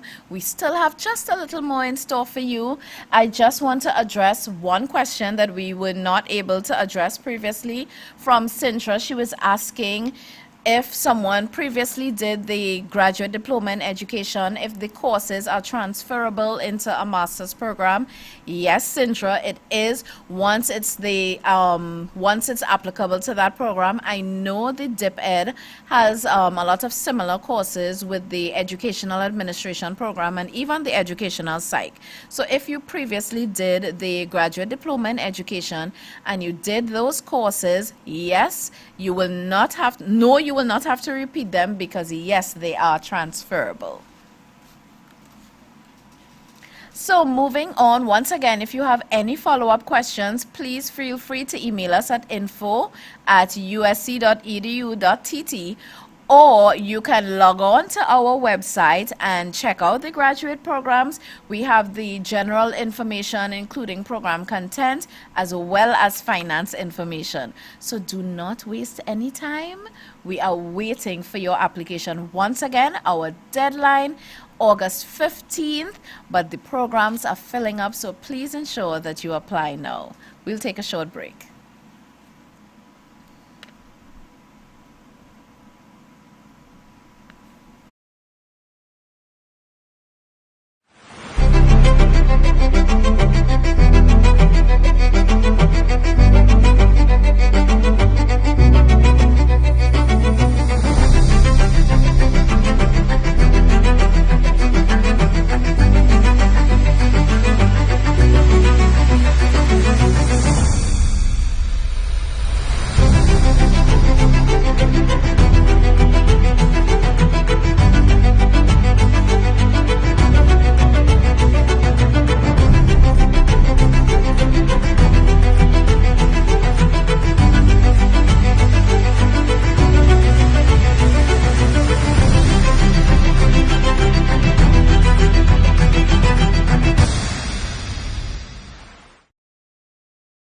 welcome back as we begin to wind down. As I said, don't go anywhere. We still have information in store for you. I know you just saw the Founders Weekend video, Founders Day. At USC, Founders Day is our birthday. When you think about Founders Day at USC, we focus on the 94 years that we have been in existence. So it is a happy, happy birthday to USC. We will be celebrating it at the end of the month. Please log on to our website, www.usc.edu.tt, and ensure you check out the schedule. We have a packed weekend. So even though we are not able to engage you at this moment face to face, trust me when I tell you, you will not be disappointed. From Friday evening worship session to YCF, for those of you who may not know what YCF is, joining. And then we have Sabbath School, and we have Divine Hour, and we have AY. If you do not belong to the Seventh-day Adventist Church, these terms may be unfamiliar to you. Nevertheless, trust me when I tell you, it's a beautiful birthday celebration, and you will not want to miss it. 94 years. When you think about 94 years, you know what comes to mind? Legacy, strength, history. Anyway, at this time, I would like to welcome back Lyndon Simmons, and we will be doing the closing segment. Now, as I said, Lyndon is a friend, he's a co-worker, he's a everything. So Lyndon, welcome back. For those of you who may have missed the beginning, we looked at quotes from famous persons that stand out, that we think should really touch graduate students, because it gives them that extra push, that drive, motivation that they need to come and log on. So Lyndon. All right, so let me see, which shall I choose? Let me see. This one. It's anonymous, right? And it says, you don't always get what you wish for, you get what you work for. You don't always get what you wish for, you get what you work for. And that's so true. You know, many times, people sometimes look at others and say, oh gosh, I wish I just had, I was intelligent like that person to get a degree or a master's or a PhD, etc. But the amount of work and the amount of energy that individual has to put in, the sacrifices, sometimes persons may be, they may be having to manage a family, juggle a job, a day job, 8 to 4 or 9 to 5 as the case may be. And then they have to come to class in the evening, and then somebody will say, oh gosh, I wish I had that degree, or I had the passion, or I had the motivation to do what that individual was doing. But just know that that individual is working extremely hard. So they didn't just sit and wish. Yes. They worked. Yes. And they got what they wanted. Yes. And sometimes I sit in classes with persons who I know they're naturally brilliant. Some persons, when you meet them off the bat, whoa, they're naturally brilliant. Dr. London is such person. Oh, yes. Yes. Now, as I said before, hold on. They don't know who Dr. London is. Dr. London is a graduate lecturer. Listen, when you sit at his feet to learn, you're almost very quiet throughout the entire class. And trust me, for me to be quiet throughout a class, so you sit and you listen and you're in awe. So as I was saying, there are lots of persons who are naturally brilliant and things may come to them naturally. But I have seen, both at the undergraduate and graduate level, it may not necessarily always be the most brilliant one who finishes. It's the one who really worked hard at it. So don't be discouraged if you are a mother or a father and you think that, oh, this is not for me. I have passed that stage. I don't want to get back to school. If this is your dream, come and get it. Yeah, definitely. Yes. So next up, I will take Miss Nora Roberts, which is actually very similar to the quote you just gave. If you don't go after what you want, you'll never have it. If you don't ask, the answer is always no. If you don't step forward, you are always in the same place. Like, I don't even think we need to elaborate on it. that, yeah. It's That's- very powerful. You have to make that step. So don't step on your laptop or your computer, but make a step with the click of a mouse. Log on and apply for that graduate program. Lyndon, you're up next. All right, so I like this one. One day, you're 17 and you're planning for someday. And then quietly, without you ever really noticing, someday is today. And then someday is yesterday. And this is your life. This is your life. Of course, I remember when I was just 17. I mean, it's not too far away, but long ago. It was a long But, time ago. Don't fool. It was a long time ago. You know, and I remember always wanting, because for me, I've been the first. I'm a first-gen student. My family, my parents didn't have the opportunity to go to secondary school, nor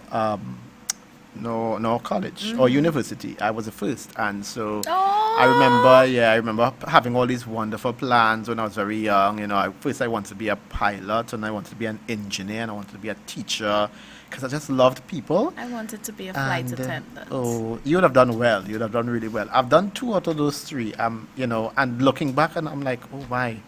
The only thing that I have not become just yet or done is become a pilot. I think probably I'll do that once the money reads right sometime. Don't worry, I claim it in Jesus' name. You know, Lyndon, focusing on this same quote, it speaks about how your someday is today. Yeah. I remembered when I wanted to do my graduate program, and it was like, oh, should I do it? Like, I literally made the decision one week, and the following week I was sitting in class. And now I am so happy, because sometimes you feel as if 2 years, do I have the time to invest? Maybe I'm not that young anymore, maybe I don't have the time, but just get at it. I guarantee you the 2 years will pass so quickly, and you will have no regrets, especially when you're having fun decision. Doing that, you know. Yes. And sometimes I know that for students who are working, you know, sometimes we go to university, and because, you know, we have to be planning so much that we forget to have some fun. I mean, we're not as young as... I don't ever forget to have fun. Yeah, but it's important to have that fun, you know. It enhances and it helps you as you go through your graduate degree. Yeah, program. and not to harbor on our graduate lecturers, but I remember having so much fun in Dr. Baldio's class. Oh my God. I will talk about that shortly. Like, you're learning so much material from these lecturers, but you still have the time to laugh and have fun with the knowledge. And sometimes you don't even realize when the 3 hours is up. Past, yes, I mean, quickly. we finished work at 5, 5, and we yeah. literally walked into class at 5. Well, maybe 1 minute past 5. Lyndon, I think, was always late for class. But nevertheless, so you walked into class having worked 8 hours. Yeah. But trust me when I tell you, sometimes it really didn't even feel like you were going to class and it was this big burden. It was about learning and fun and engaging your peers and just, you know, getting this wealth of information from these amazing lecturers. Yeah. Okay, so my quote now. Don't say you don't have enough time. Oh, was it your turn? I think I just... No, what's your turn. Yeah. You sure? Yeah. Oh, I think he's just being a gentleman. I just did one day you're 17. Yeah. Oh, so, I was reminiscing of that. Don't say you don't have enough time. You have exactly the same number of hours per day that were given to Helen Keller, Pasteur, Michelangelo, I don't know who Pasteur is, Michelangelo, Mother Teresa, Leonardo da Vinci, Thomas Jefferson, and Albert Einstein. And this quote is from Jackson Brown Jr. Listen, when you think about the amount of things these people accomplished, when I think about Mother Teresa and the amount of humanitarian work she did, I need to stop complaining. Yeah. What do I mean? But I don't have the time. They had the time. God didn't give them 30 hours in a day and gave me 20, even though sometimes it Feels like that, right? Yeah. You have the time. I guess it's Invest because in we yourself. do so much, you know, and I think prioritizing helps with that. Yes. But they would have done, as you said, they would have done a lot. So if they would have done it, why can't we? And they would You have know? done it in a time where technology didn't Was even not- help. yes. So we still Yes, have, when we're on our advantages. laptops for spell checking, and you don't We can even... Google search things. We don't have to go in the library and physically turn Exactly. books. Those types of things. Yeah. But you know, you have to want it. You Yeah. have to make that decision that this is my dream and I am going after it. Yeah. Okay, you're up next. All right. So let me see. A journey to 1,000 miles begins with a single step. You know, and you made a point just a while ago. You know, about something about babies. You were talking about, you know, we when you come to USC, you are like the prospects are like our babies, etc. So, what is the wonderful thing about USC is that because you have such nurturing and caring lecturers. I mean, you might come in thinking like, wow, 2 years, boy.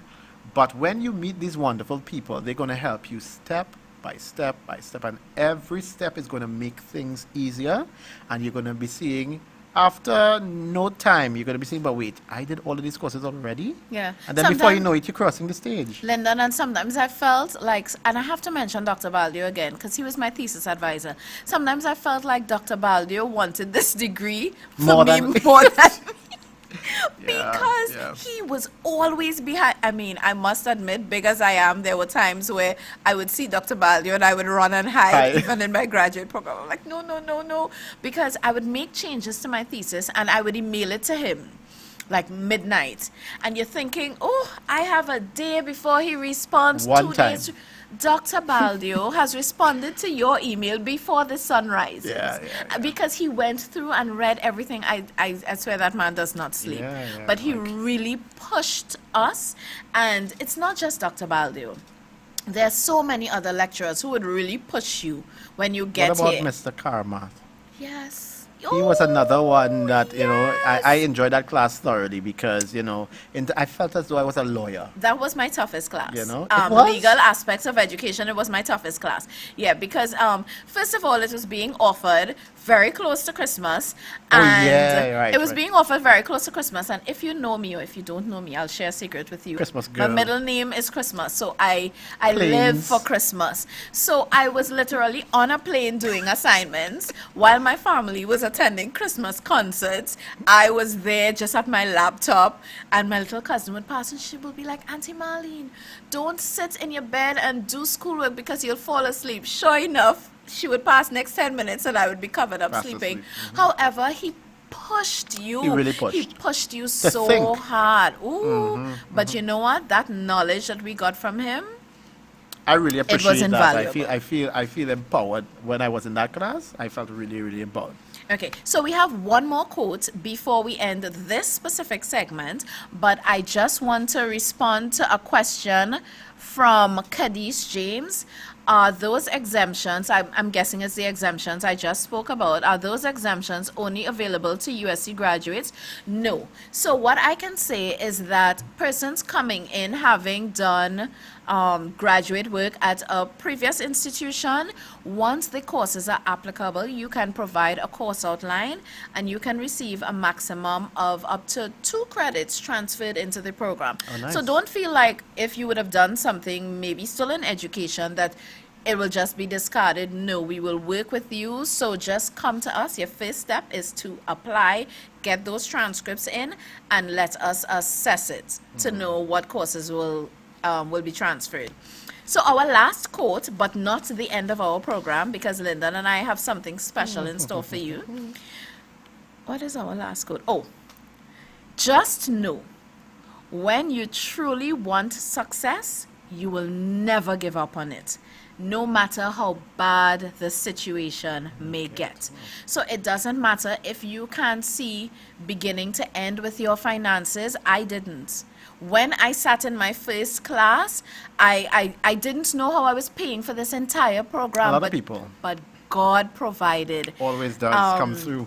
Yeah, Always I come know with that them. we don't have Gate anymore, but there are other avenues. So just come. You'll be assigned a financial advisor. They will work with you. Help loan. We can't provide a payment plan upfront Yeah. because your situation, Might be Lyndon different. may be able to pay $1 million upfront, where I may only be able to pay $200. But nevertheless, the advisor seriously will work with you with your situation and tailor the payment plan to suit your needs. So Correct. don't think because you can see the entire tuition fee that you shouldn't start.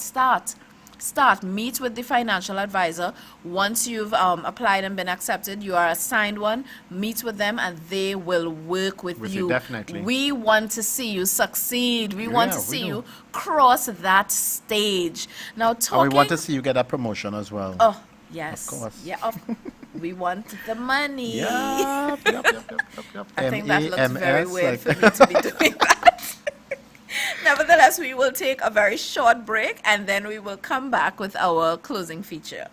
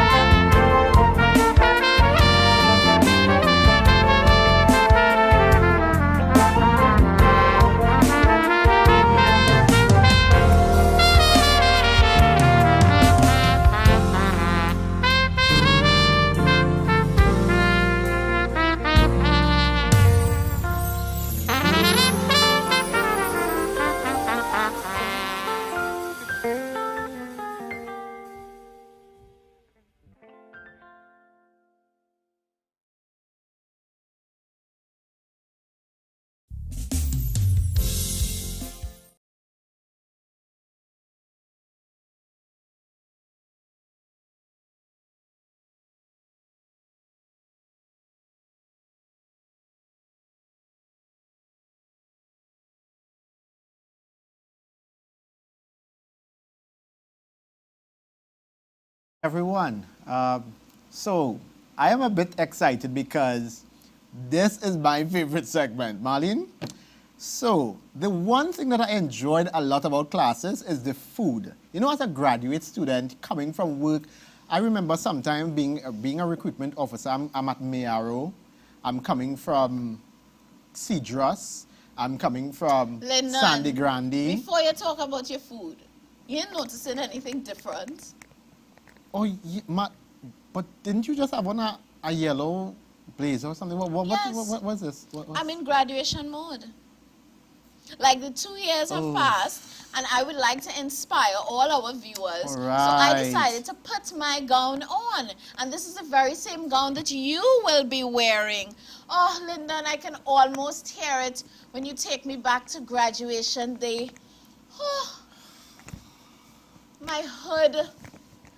Can you hear the graduation music, Lyndon? I can so hear it.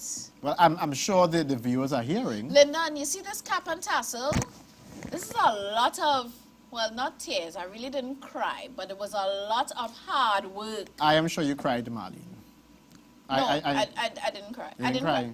Maybe For graduation, you didn't There cry? was one class I really wanted an A in, and my lecturer gave me an A minus. I But remember nevertheless, that. Like I could just hear it. Like Oh. it's graduation.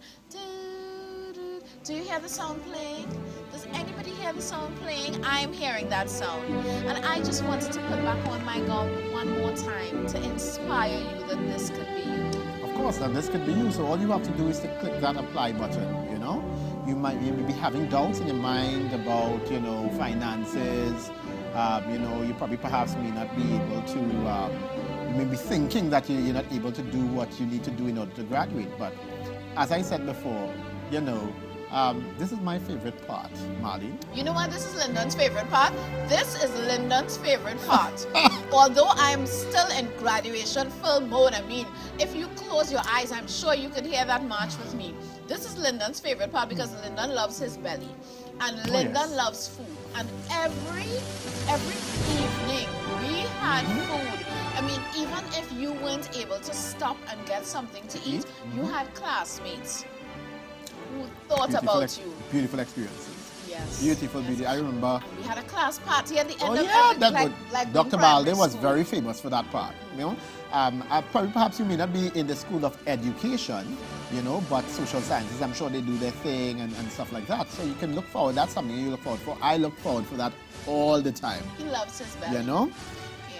Yeah. But you know what? We've come to the end of this session, and I hope, you know, even though we had jokes and we laugh and stuff, I really hope that you got the point of us wanting to see you as a graduate student, pushing yourself, even if you can't see the entire finances right now, or you may be thinking, I really can't see myself going back to school, I am too old, or I'm too tired, or you have a family. Now, I didn't have a family, but I have classmates who had families, who had kids, and it pushed them, and now they have their graduate degree. Correct. So this could be you eating St. Mary's cake with Lyndon and I. So as we say farewell, I really want to encourage you to log on to our website, www.usc.edu.tt.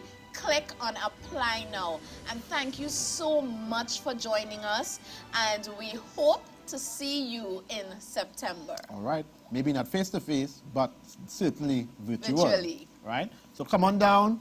We welcome you. See you soon. Bye. Bye.